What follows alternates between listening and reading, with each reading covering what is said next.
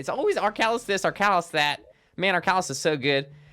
I don't really think the Calloused is that good, chat. What were we doing? Oh, this is where we survived with 1 HP. Poggies. Wait, oh god, the goblin invasion. I forgot. No, please.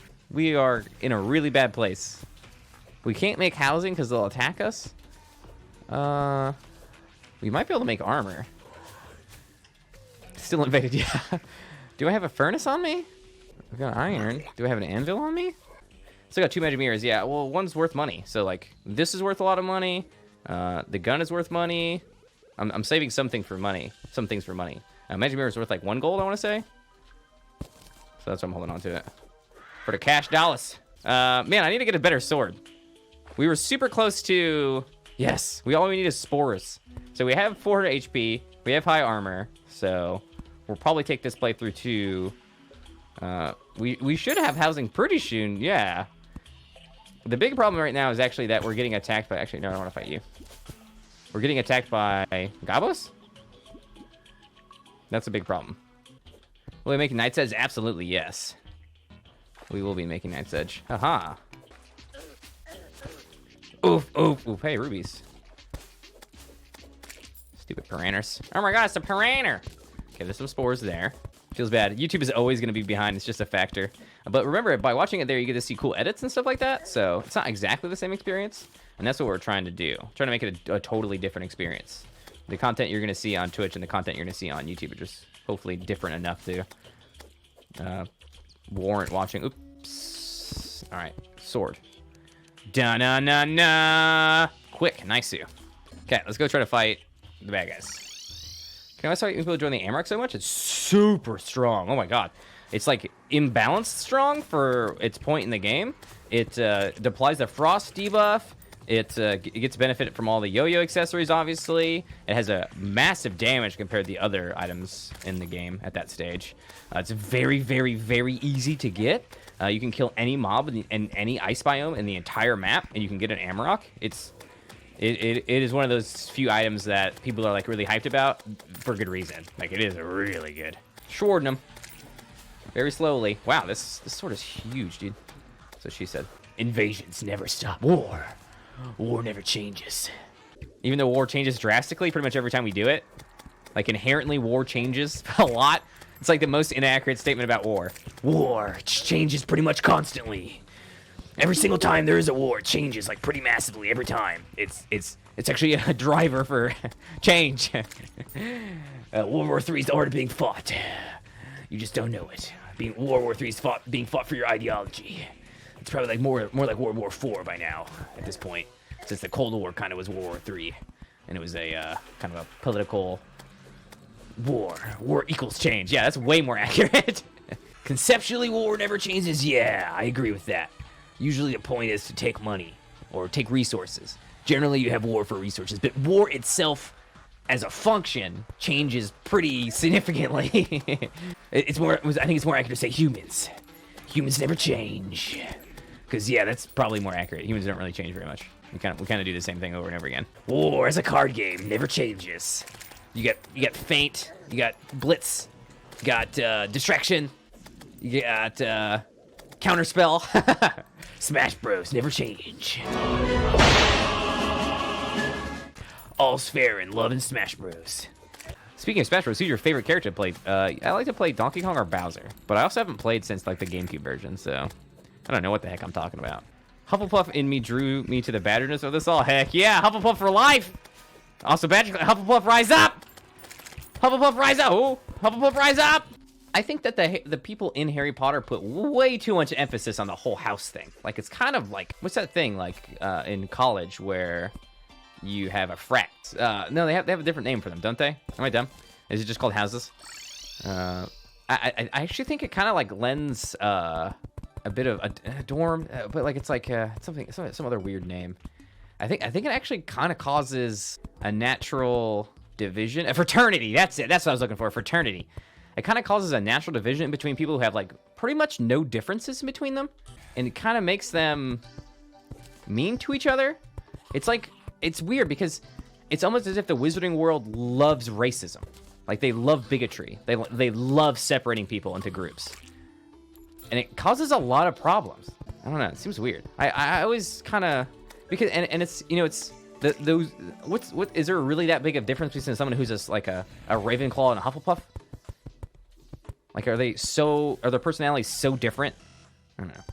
Yeah, right. And I feel like that's a thing, right? All the Slytherin are bad people.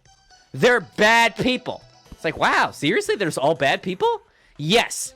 All of them are naughty, nasty people. They do bad things. Pretty much all the bad wizards come from Slytherin. It's like, seriously? That's just like kind of messed up. Wait, I put this in the wrong chest. They just label them. I don't want to be in Slytherin. I don't want to just be a bad wizard. I don't know when we're gonna get to wall flesh. Eventually? Question mark. Some point. I just have to build a walkway. Oh wait, actually. Wait, can we even kill wall flesh in this run?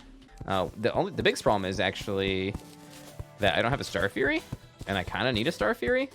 I might actually make another world just to get a Starfury. You know, I identify a problem with myself in that sometimes I say things and I'm being sarcastic.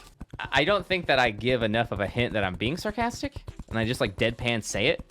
And I think that's gonna cause me some problems eventually. It hasn't yet, really, but at some point, someone's gonna hear me say something and like just take it seriously. It's gonna be a problem, maybe. I think it's pretty unequivocal that fame or fortune doesn't equate to happiness. How many times have we heard about somebody being famous, being happy, or sorry, being famous, being popular, and then being super sad, getting into drugs, taking their own life? There's so many super popular musicians that are not happy, you know? So really the thing that I look for to make me happy is when I do something that makes me laugh.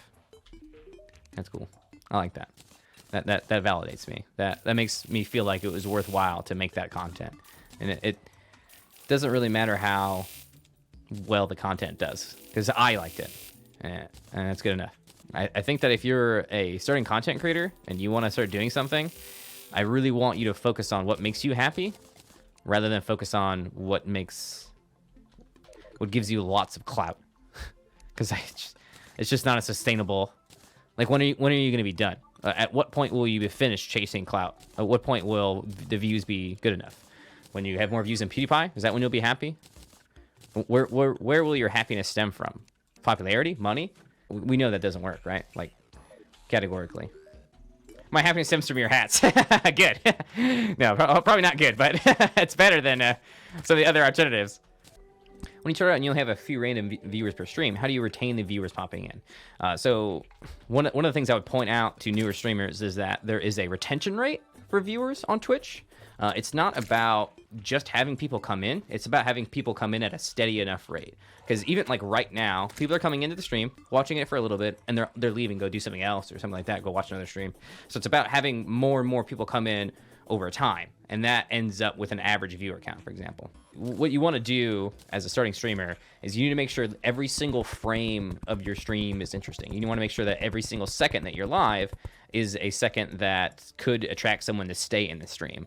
So, for example, you constantly want to be talking. You constantly want to be engaging with the people who are there. So that way, when someone comes in and they're listening and lurking and paying attention, they get engaged with the stream, and then they can't walk away, and they end up staying around. That's the pretty basic precept of Twitch live streaming is be so enthralling that people don't want to walk away. And you need to do that by having a constant stream of content stuff going on. Try to make your stream interesting always, and that's really hard to do, really. And then there's also other techniques. Obviously, you've probably heard of networking before. Talking to other streamers, engaging with them, being part of their communities. I'll actually be giving a panel at PAX East this year. It's a panel covering charity streaming that I encourage you all to check out.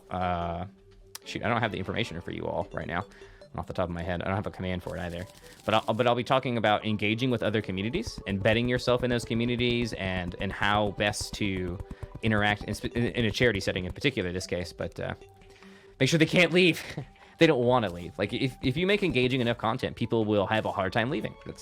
That's the kind of content that you want to make, right? That's the kind of content that's really pushed on YouTube too. It's surprising what is engaging. I really think having a topic of a conversation is like a pretty big deal for engagement. That's what I've always tried to do. I've tried to read, chat, and talk and play it all at the same time. So, I mean, there's a lot. There's a ton to starting off streaming. How do I get good at a myriad of things? And how do I talk to people? And how do I engage with developers? And it's such a multifaceted profession that it takes years and years to even get hold of some concepts. Like, how do you hold yourself on stream? How do you act? How do you... I mean, there's just so much, really. Oh, sweet. Okay. We're fighting him no matter what. Dude. You did alright. About to kill Icon, hopefully. Does he get poisoned? There he is. This is a great attempt so far, Spooky. 400 HP. Got a nice sword. Fighting Choo-Choo right now. Biggest problem right this attempt actually is we don't have Starfury. I might actually break my one world rule and just go get a Starfury in different worlds. There is actually, so speaking about streaming, there's 2 different types of streamers, chat. Anybody know the 2 different types of streamers? There's only 2. Every single streamer is boiled down into these 2 types of streamer. And this is actually something that I've held for a long time. There's 2 different types of streamers. There are streamers who are currently live and streamers who are currently not live. And that I make that distinction because for all streamers, it doesn't matter how big or small they are, they have a massive difference in the amount of support they get when they're live and when they're not live. So new followers, new views, new subscriptions, new tips, and stuff like that. It all usually happens when they're live. Very rarely do you have anything go on while you're offline. So if you're thinking to yourself that you want to start streaming, the number one thing you need to do is learn how to go live and to be live and what that looks like and get that experience. And you're not going to be great at it when you start. It's just how it's going to be, and that's okay.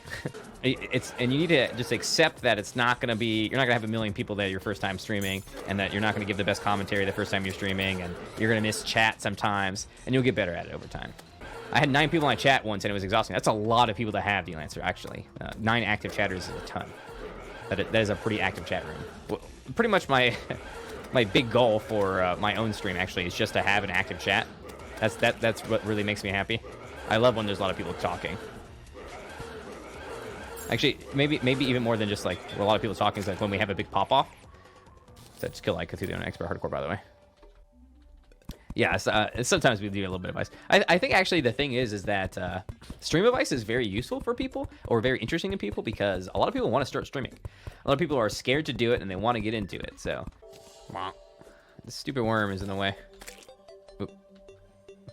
I accidentally killed an enemy with a pickaxe. Reset. How many hours do you have in Terraria? Sorry, I think you asked me this earlier and I missed it. A lot. 1 or 2. 6 or 7. 8 or 9. Second try? Yeah, let's go with second try. Definitely not 100th try or something like that. I definitely haven't died like a million times. All right, let's try to find some more chests in the world real fast.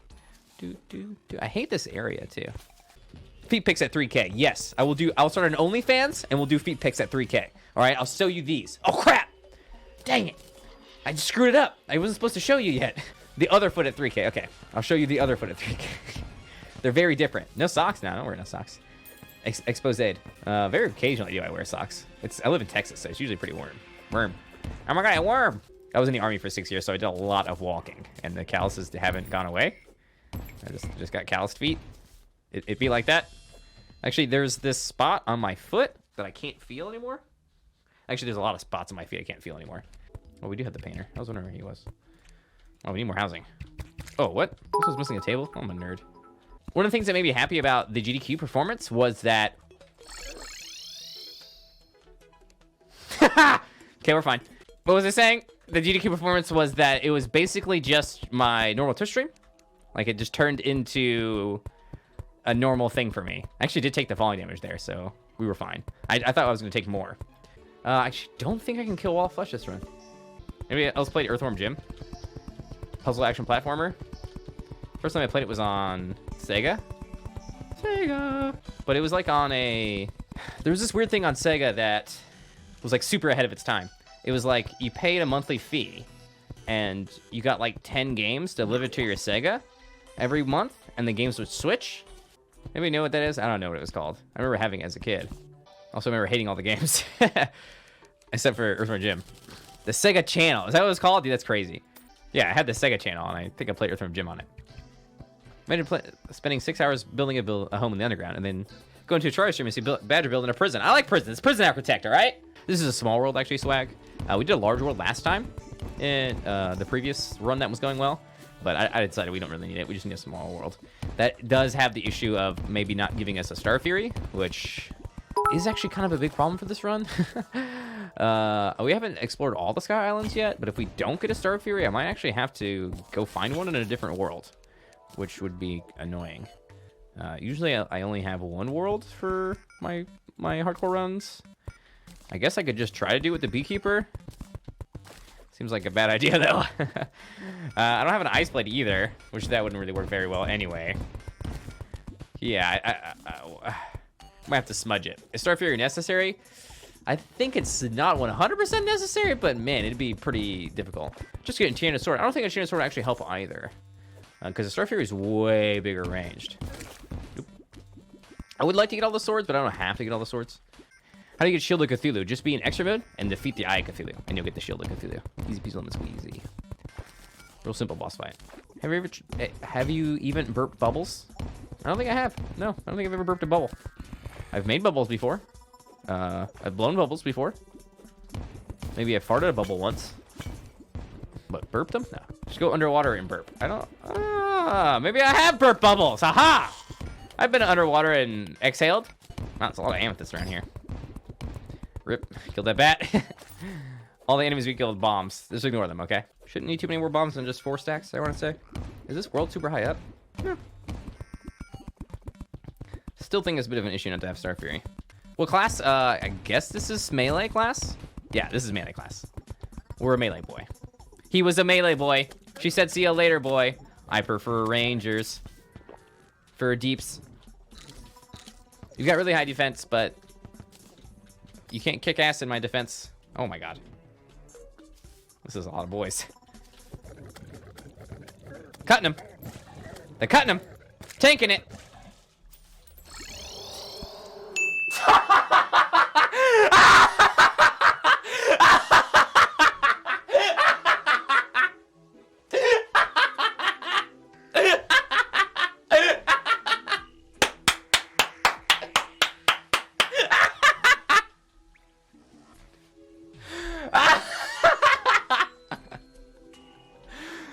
Oh my god, what if there's a Starfury? I want to see if there's a Starfury, or at least another house here somewhere. You know what's crazy? I had a vision of that happening. I was like, this is gonna happen. I want to die to this freaking voodoo doll. That was epic. That was absolutely epic. God, if I was a millisecond earlier, I would have survived. There is a house here. Oh my god, it has a Starfury on it, I bet. What? It's your boy, TV Bagger!